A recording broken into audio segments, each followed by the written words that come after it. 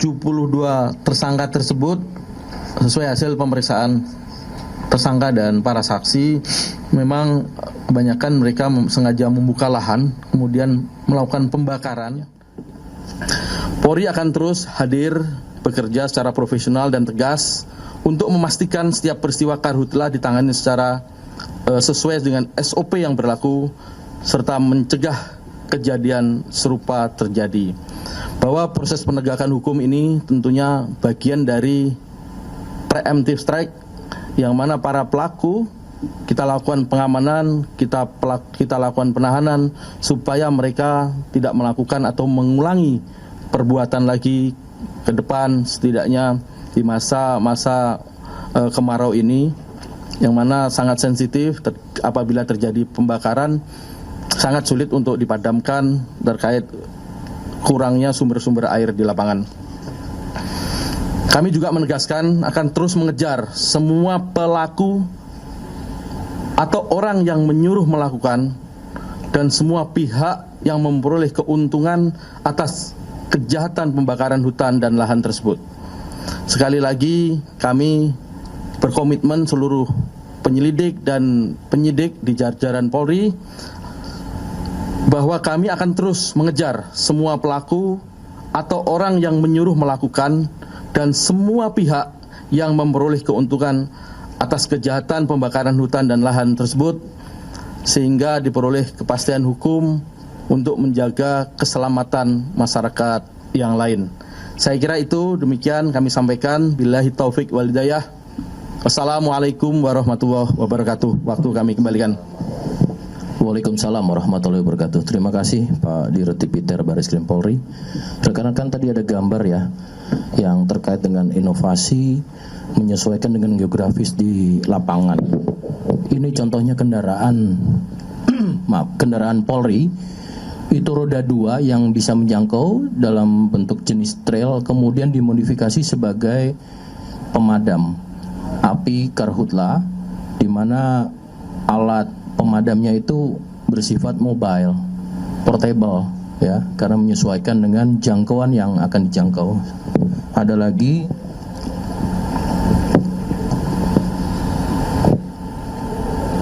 ini juga jenis ATV 4 roda yang kecil, kemudian juga digunakan secara modifikasi untuk menjangkau sampai dengan ke seluruh daerah potensi-potensi kerawanan karhutlah.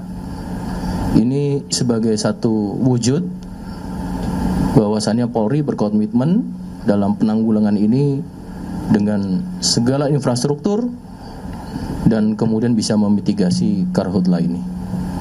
Baik, itu rekan-rekan. Baik, terima kasih Pak Irhami. Selanjutnya kami persilakan kepada teman-teman media.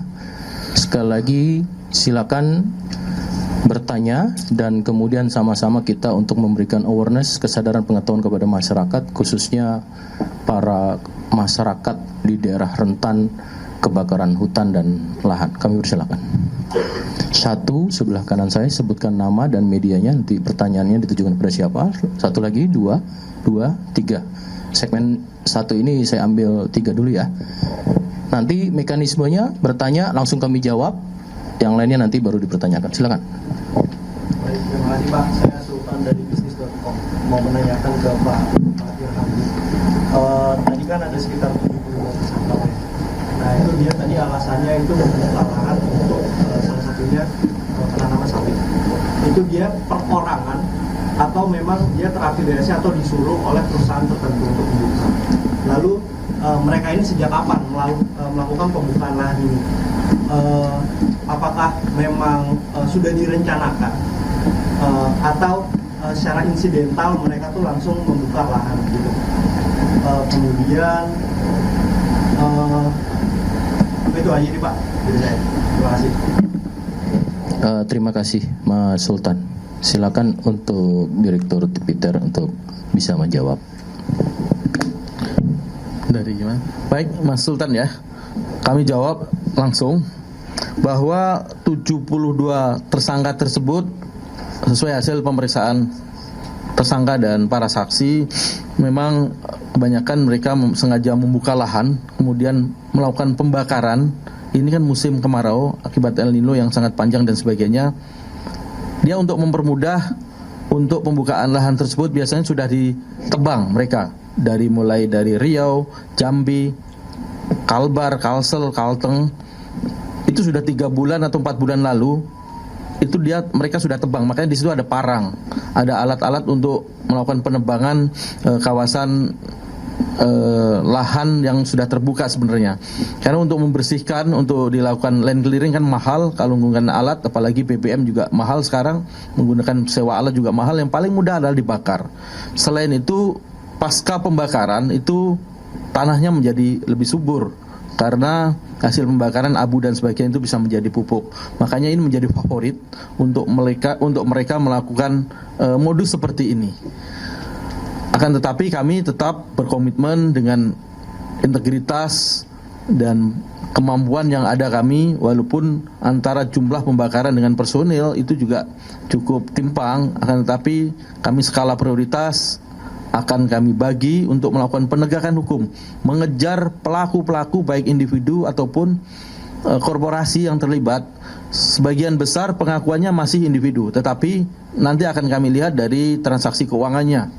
Apakah biaya itu biaya pribadi ataupun ada aliran-aliran dari korporasi yang menyuruh atau memerintahkan mereka untuk melakukan pembakaran.